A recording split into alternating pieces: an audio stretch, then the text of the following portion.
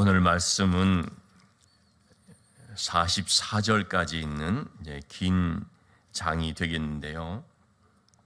크게 세 부분으로 좀 나눠본다면 1절부터 15절까지 하나님께서 예레미야에게 밭을 사도록 하는 말씀과 16절부터 이제 35절까지는 하나님께서 왜 그 땅을 심판하시게 되는지에 대한 말씀이 되겠고, 그리고 36절에서 마지막 44절까지는 바로 그들을 심판하신 하나님께서 다시금 그들을 이 땅으로 돌아오게 하신다는 약속의 말씀, 이렇게 내용을 우리가 살펴볼 수 있겠습니다. 먼저 앞부분 1절에서 15절까지의 말씀에 보면 하나님께서 예레미야에게 이제 말씀하시는 내용인데요. 때는 시드기야 왕, 1절의 말씀을 보면 유다의 시드기야 왕 10째 해라고 말하고 있습니다. 유다 나라가 멸망당하는 것은 시드기야 왕 11째, 11년째 되는 그때죠. 그러니까 지금 멸망이 불과 한 1년 앞으로 얼마 되지 않은 그런 아주 유다 나라가 멸망이 임박한 그 시점에 하나님의 말씀이 예레미야에게 임한 것을 봅니다. 자, 그때 어떻게 했느냐? 2절에 보니까 바벨론 군대가 예루살렘을 에워싸서 지금 완전히 예루살렘이 포위된 가운데 있습니다. 아마도 식량이라든지 물자라든지 이런 모든 것들을 이제는 공급받지 못하는, 그래서 그 안에서 잘못하면 식량이 떨어지면 이제 손 들고 나와야 되는 것이죠. 완전히 꼼짝 못하게 되는 그런 상황이죠. 자, 이렇게 밖으로는 바벨론 군대가 예루살렘을 에워싼 형편이고요. 또 예레미야는 지금 어떤 가운데 있습니까? 유다 왕의 궁중에 있는 시위대들에 갇혔으니, 왕의 감옥이라고 할 수 있는 시위대들에 갇혔습니다. 예레미야는 왜 지금 감옥에 갇힌 상태가 됐는가? 이 시위대들에 갇혀있는 예레미야에게 오늘 하나님께서 주실 말씀이 나오고, 내일 우리가 또 예레미야 33장 그 유명한 예레미야의 말씀, 예레미야에 나오는 말씀들 가운데 우리가 너무나 잘 알고 있는 너는 내게 부르짖으라, 내가 너에게 응답하겠고 크고 은밀한 일을 너에게 보이리라 라고 하는 이 말씀 또한 시위대들에 갇혀있는 예레미야에게 주신 말씀이죠. 어쨌든 예레미야가 지금 이렇게 참 갇혀있는 상태로 있는데, 왜 그럼 예레미야가 갇혔습니까? 우리 3절에서 5절까지의 말씀을 쭉 보면 예레미야가 예언을 했던 것입니다. 내가 이 성을 바벨론 왕의 손에 넘기리라 하나님 말씀하셨다. 이렇게 시드기야 왕도 갈대아인의 손에서 벗어나지 못하고 포로로 잡혀지게 될 것이다. 이러한 예언을 예레미야가 한 것이죠. 그러자 왕의 노여움을 사서 이렇게 시위대들에 갇히게 됐습니다. 지금 그러지 않아도 바벨론에게 포위돼서 온 백성들이 두려움에 떨고 있고 낙심감 가운데 있는데, 바벨론에게 넘겨진다라고 말을 하면, 그러면 이것은 백성들의 마음을 더 힘들게 하는 것이고, 한마디로 말하면 사회 불안을 조성하는 것이기 때문에 용납할 수 없다. 그래서 이제 예레미야를 가둬버린 거죠. 여러분, 예레미야가 하나님의 말씀을 전할 때 어떤 반응을 나타내야 됩니까? 지금 그러지 않아도 계속해서 예레미야가 말해왔던 바벨론의 손에 넘겨지게 된다. 바벨론에 의해서 나라가 망하고 이제 포로로 다 끌려가고, 그리고 나서 바벨론 포로 생활 70년 하고 난 뒤에 돌아오게 된 것이다. 계속 얘기를 했지 않습니까? 그것이 한 20년, 10년 앞두고 있었을 때는 무슨 그런 일이 있겠냐라고 할 수 있겠지만, 지금 구체적으로 바벨론에게 포위가 돼서 멸망이 지금 얼마 남지 않은 그런 시점에 다시 예레미야가 이런 예언을 하게 되면, 그럼 어떻게 됩니까? 그때는 이제 귀담아 들어야 되는 거 아니겠습니까? 이전에 예레미야가 그렇게 말을 할 때는 설마 그럴 리가 있겠어 했는데, 근데 지금 바벨론이 완전히 이 예루살렘 수도를 포위해서 언제든지 함락시킬 준비를 다한 이런 상황 가운데 다시금 예레미야가 이 말을 했을 때는 참 그 말씀을 귀담아 들으면서 이제 그때라도 하나님 앞에 엎드려서, 특별히 왕인 시드기야 왕 자신부터가 하나님 앞에 겸손히 엎드려서 회개하며 하나님의 도우심을 구하며, 그래서 하나님께서의 재앙을 면케하시든가 유예시켜 주시든가 좀 그렇게 하나님 앞에 매어달릴 수 있어야 되는 것인데, 하나님의 말씀을 전하는 예레미야를 말 못하게 만드는, 그렇게 하나님 말씀 전한다고 예레미야를 박해하는 이런 일이 벌어지는 거죠. 여러분, 하나님 말씀 전하지 못하게 한다고 해서 하나님의 말씀의 뜻이 이루어지지 않습니까? 하나님의 말씀이 전해지면 그 입을 봉해버리는 것이 아니라 그 말씀을 듣고 깨닫고 그래서 회개해야 되는 것이죠. 그러나 시드기야 왕은 예레미야를 그만 오게 가둬버리는 이런 어리석은 일을 행하게 됩니다. 참 그것이 하나님 앞에 더욱더 악한 것이었죠.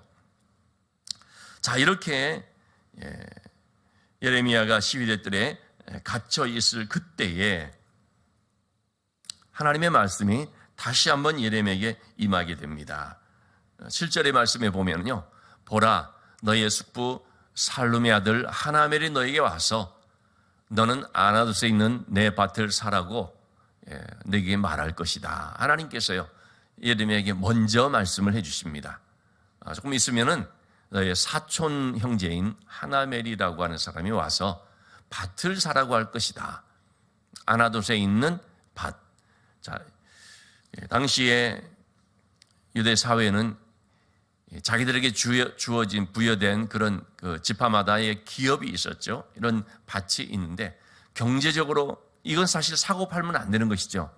항상 그 기업의 땅으로 갖고 있어야 되거든요. 그런데 경제적으로 좀 어렵게 되어 있을 때는 밭을 팔게 되는데요. 그때는 반드시 누구에게 팔아야 됩니까? 같은 지파 안에서 팔아야 되죠. 그 중에서도 가장 가까운 친족에게 이것을 팔아야 되는 것입니다. 그것이 바로 기업 물을 자가 되는 거죠. 그래서 이 하나멜이라고 하는 사람이 이제 예레미야에게 와서 밭을 사라고 말을 하게 될 것이다 라는 것을 하나님께서 먼저 예레미야에게 말씀해 주셨습니다. 자, 그러자 8절 말씀입니다. 하나님의 말씀과 같이 나의 숙부의 아들 하나멜이 시위대들 안에 있는 나에게 와서 부탁을 하더라는 거죠. 너는 베냐민 땅 아나돗에 있는 나의 밭을 사라. 이 아나돗은 지금 예레미야의 고향이지 않습니까? 예레미야는 아나돗 사람이라고 우리 예레미야 1장에서부터 쭉 봐왔죠. 자, 그래서 나의 밭을 사라. 기업의 상속권이 너에게 있다. 가장 가까운 친척이 바로 너다. 그래서 물을 권리가 너에게 있으니 그러니까 이 밭을 사라. 자, 예레미야가 하나님 말씀이 없는 가운데서 하나멜이라는 형제가 와서 이 밭을 사라고 말을 했다면 그러면 예레미야는 어떻게 생각하겠습니까? 아니 지금 나라가 망하지 않습니까? 여러분 나라가 망하는데 무슨 밭을 살 필요가 있습니까? 그것도 큰 돈을 들이면서. 아니 지금 이걸 아무리 사다나 봐야 나라 망하면 다 이거 뺏기는 휴지 조각이 될 수가 있는데요. 더군다나 예레미야는 지금 이 나라가 망하고 포로로 끌려가 70년 동안 있게 될 것을 잘 알고 있습니다. 이걸 모르는 사람이라고 한다면 그렇다면 그러면 내가 사지. 그럴 수가 있지 않겠습니까? 그런데 예레미야는 이미 어떻게 될지를 잘 알고 있습니다. 그러나 예레미야가 그 밭을 사죠. 왜 그렇습니까? 하나님께로부터 온 말씀인 것을 알았기 때문입니다. 하나님께서 먼저 그에게 말씀해 주셨기 때문에 이것이 여호와의 말씀인 줄 알았으므로 라고 말하고 있죠. 그래서 우리 9절 나오는 것처럼 내 숙부의 아들 하나멜의 아나돗에 있는 밭을 사는데 은 17세겔을 달아주면서 그것을 사게 됩니다. 그리고 나서 10절에 증서를 써서 봉인하고 증인을 세우고 은을 저울에 달아주고, 우리말로 하면 뭡니까? 공증까지 다 마친 것입니다. 이 밭은 틀림없이 내가 산 밭이 맞다, 내 소유다라는 것을 다 이렇게 한 것입니다. 자, 그러면 여러분, 왜 하나님께서는 예레미야에게 밭을 사도록 하는 것입니까? 15절의 말씀에 나오는 것처럼 만군의 여호와 이스라엘의 하나님께서 이와 같이 말씀하시니라. 사람이 이 땅에서 집과 밭과 포도원을 다시 사게 되리라 하셨다 하니라. 지금 예레미야는 백성들에게 두 가지 예언을 했던 거지 않습니까? 이 나라가 바벨론에서 넘겨진다. 첫 번째 예언이죠. 두 번째 예언이 뭡니까? 그리고 나서 70년 포로 생활을 마치고 반드시 돌아오게 될 것이다. 돌아오는 날이 있다. 꼭 돌아온다. 이 두 가지 예언이거든요. 그런데 유다 백성들은 나라가 멸망당하게 되면 하나님의 말씀대로 이루어졌구나. 그렇다면 우리가 또 바벨론에서 70년 있다가 돌아오게 된다는 하나님 말씀도 이루어지겠구나. 이렇게 생각해야 될 텐데 과연 그렇게 생각할까요? 나라가 망하고 나면 그들은 어떻게 여기겠습니까? 이제 끝났다. 이제 우리 완전히 나라를 잃어버리고 이제는 더 이상 이 나라에서 살 수가 없다. 이제 우리는 완전히 망했다. 이런 생각만을 하게 될 것이라는 거죠. 왜냐하면 첫 번째 하나님의 그 예언의 말씀도 듣지 않았던 사람들이기 때문에 두 번째 다시 돌아오게 하신다는 하나님 말씀도 역시 듣지 않을 가능성이 매우 크죠. 물론 어떤 사람들은 그 중에 그 하나님의 말씀이 첫 번째 말씀이 이루어지는 거 보면서 두 번째로 예언하신 70년 후에 돌아오게 하신다는 말씀은 이루어지겠구나 생각하는 사람도 뭐 있겠지요. 그렇지만 대부분의 사람들이 그냥 좌절하고 시리에 빠져서 이제 우리 끝났어 이렇게 되어버린다는 것입니다. 그렇기 때문에 하나님께서는 예레미야를 통해서 예레미야가 그 밭을 사게 함으로 말미암아, 여러분 왜 밭을 예레미야가 사겠습니까? 지금은 이게 아무 의미 없는 것처럼 보이고 어리석은 것처럼 보여지지만 망하게 되는데 이 땅을 사서 뭐 할 거냐고 라는 말을 들을지 모르지만, 그런데 돌아오게 될 것이기 때문에 이거 놔두면은 나중에 돌아오게 되면은 그러면 이것이 큰 유익을 갖게 될 것이다 하는, 그것을 이제 알게 하기 위해서 백성들에게 바로 그걸 통하여서 하나님의 그 메시지를 듣게 하려고 하는 의미에서 이렇게 하는 것이니까, 그러니까 믿음이 없는 그 백성들에게 바로 돌아오게 될 하나님의 약속의 말씀, 이것이 틀림없는 사실인 것을 믿을 수 있도록, 소망을 가질 수 있도록 하게 하기 위해서 이렇게 예레미야를 통해 보여주시는 것이죠. 이처럼 하나님께서는 예레미야를 통해서 하나님이 하실 일들을 구체적으로 보여주십니다. 자, 그러면은 하나님께서는 어떤 분이라고 말씀하시는가? 이제 우리 16절부터 쭉 하나님께서 하시는 말씀, 16절부터 35절까지 나오는 말씀은 하나님께서 이 백성들을 지금까지 어떻게 인도해 주셨느냐에 대한 아주 종합적인 말씀이 되겠습니다. 애굽에서 종살이를 하고 있던 그 백성들을 건져내 주셔서 젖과 꿀이 흐르는 땅으로 인도해 주셨는데, 그것은 우리 23절의 말씀을 한번 보시면 그들이 들어가서 이를 차지하였거늘 주의 목소리를 순종하지 아니하며 무릇 주께서 행하라 명령하신 일을 행하지 아니하였으므로 주께서 이 모든 재앙을 그들에게 내리셨나이다. 이렇게 젖과 꿀이 흐르는 땅으로 인도해 주셨다고 하신 하나님께서 이들을 그 땅에서 내어보내시는 것, 이 땅이 망하게 되는 것, 그 이유가 무엇 때문인가 말씀을 해주고 있죠. 한마디로 말하면 주의 목소리를 순종하지 않았기 때문이라는 것입니다. 주의 말씀을 청종하지 않았기 때문이라는 것입니다. 누차 하나님께서 말씀하신 대로 주께서 행하라 명령하신 일을 행하지 않았기 때문이다 말하고 있습니다. 하나님께서는 능치 못함이 없으신 하나님이십니다. 하나님은 모든 육체의 하나님, 27절의 말씀을 보면은요, 나는 여호와여 모든 육체의 하나님이라 내게 할 수 없는 일이 있겠느냐. 계속해서 하나님이 말씀하십니다. 하나님께서는 얼마든지 이 땅을 지켜주실 수도 있고 건져주실 수도 있지요. 그럼에도 그들을 바벨론 왕 느부갓네살의 손에 넘기는 이유는 뭐냐면 그 백성들이 하나님의 말씀을 순종하지 않았기 때문에 자, 그래서 우리 30절 말씀에 또다시 말씀하고 있죠. 이는 이스라엘 자손과 유다 자손이 예로부터 내 눈앞에 악을 행하였을 뿐이라. 이스라엘 자손은 그의 손으로 만든 것을 가지고 나를 격노하게 한 것뿐이니라. 그 백성들이 어떤 삶을 살았는지를 다시금 말해주고 있습니다. 자, 이어서 우리 33절을 또한 보시면요, 그들이 등을 내게로 돌리고 얼굴을 향하지 아니하고 내가 그들을 가르치되 끊임없이 가르쳤는데 그들의 교훈을 듣지 아니하고 받지 않았도다. 또 34절에 내 이름을 일컫는 집에 성전 안에다가 자기의 가증한 우상들을 세워서 하나님의 전을 더럽힌 이와 같은 아주 악한 일들을 저질렀고, 35절 말씀에도 보면 그렇게 하나님께서 싫어하시는 인신제사라고 하는 그런 그 자기 아들 딸들을 말이죠, 몰렉이라고 하는 그 우상 앞에 불태워서 제물로 바쳐드리는 이런 가증한 일을 행하는, 참 정말 눈뜨고 볼 수 없는 이런 너무나도 악한 일을 행하는 그들의 그 모습을 하나님께서 아시고, 그래서 그들을 심판하시고 그 땅을 새롭게 하시기 위해서 바벨론 왕 느부갓네살의 손에 넘겼다라는 말씀을 하고 있는 것입니다. 왜 하나님께서 우리를 멸망시키는가? 왜 하나님께서 우리를 이방 민족에서 넘기시는가? 그렇게 묻는 사람들, 그런 식으로 항변하는 사람들이 참 많이 있었던 것이죠. 거기에 대해서 하나님께서 이렇게 조목조목 얘기하고 있는 것입니다. 하나님이 어떻게 구원의 역사를 이루어 주셨는데, 그 어떤 종살이 가운데 그들을 건져내 주셨는데, 그리고 어떻게 이런 광야의 은혜를 거쳐서 가나안 땅에 정착하여 이곳에서 이제는 하나님을 섬기는 백성에게끔 인도해 주셨는데 이렇게 악을 행하였다라는 것을 말씀해 주고 있죠.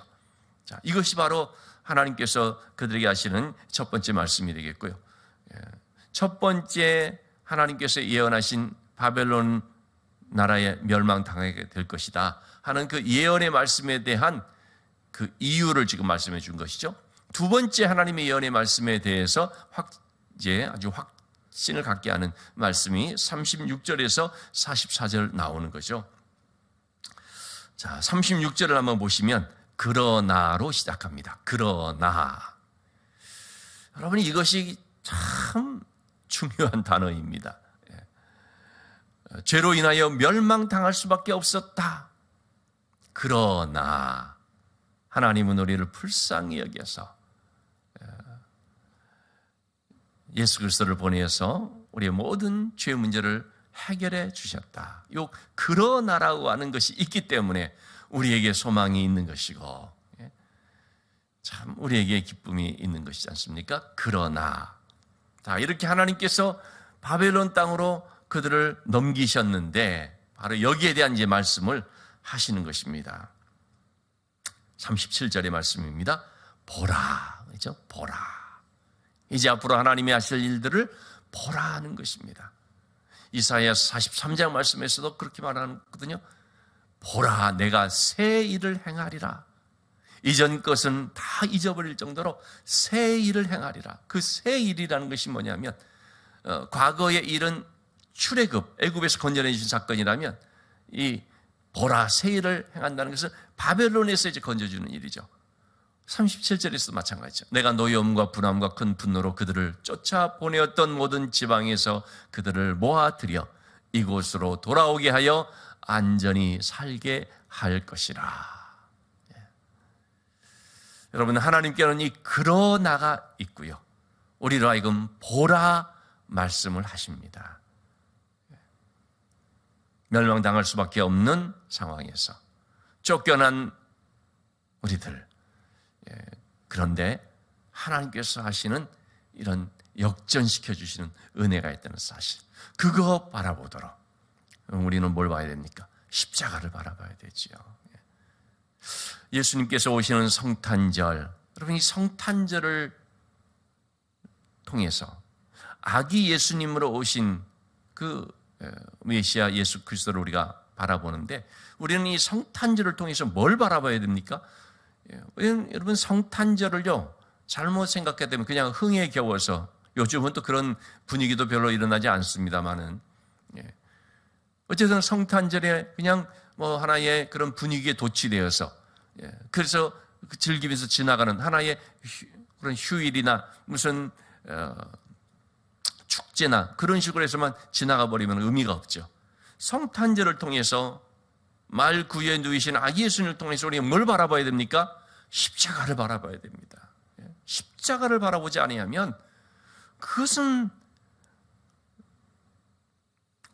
참 의미 없는 성탄절이 될 수 있고 그냥 헛된 거 바라보는 성탄절이 될 수가 있죠.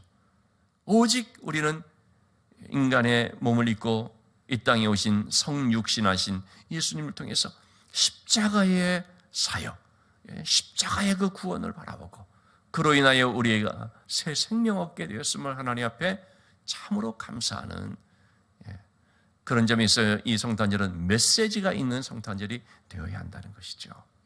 그저 즐겁고 그냥 행사로 지켜지는 것이 아니라 구원의 메시지를 우리가 발견하는 성탄절이 되어야 한다는 것입니다.